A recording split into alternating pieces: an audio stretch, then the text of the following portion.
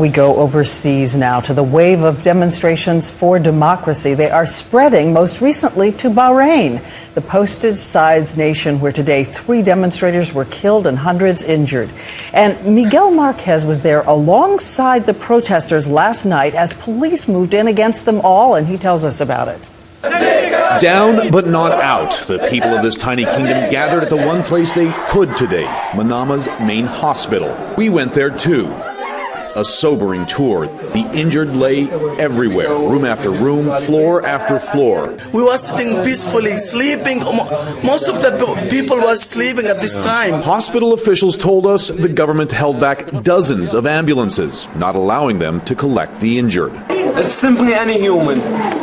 Even Hosni Mubarak, he did not prevent the ambulance to go to the casualties and remove them. In the morgue today, 3 of the dead, all apparently killed from a shotgun blast.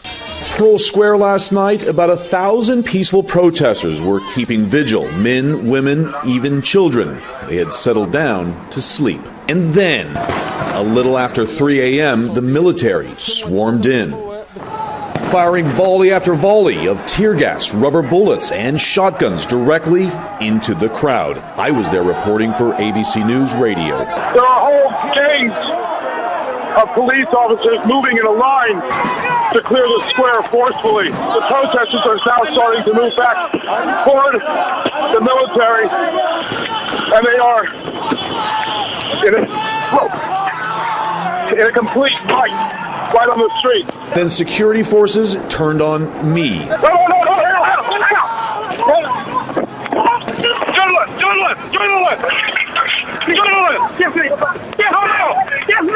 said no! He said no! I'm going! I'm going! My injuries, slight compared to what we saw in the hospital later in the day. This tiny island has been ruled by a monarch for more than 200 years. And despite recent moves to ease censorship and let people vote for parliament, there are as many as 2,000 members of the royal family. And the complaint? They get the best jobs and plum opportunities. And Miguel Marquez is on the phone with us right now. It's so hard to see the protesters still in the hospital, Miguel, and you and I talked last night, but are you still okay? I am okay, feeling very good today. A little bruised, a little battered, a couple of good-sized welts on my back, but doing great, thanks. And what about tomorrow? Are there plans to go out in the streets again? Tomorrow's going to be make or break, I think. The protesters say that they want to get out on the streets again, another day of rage out here after Friday prayers, but the government seems intent on keeping them in. It is a test of wills, and tomorrow we will see whether or not this protest, these demonstrations have any gas left in them.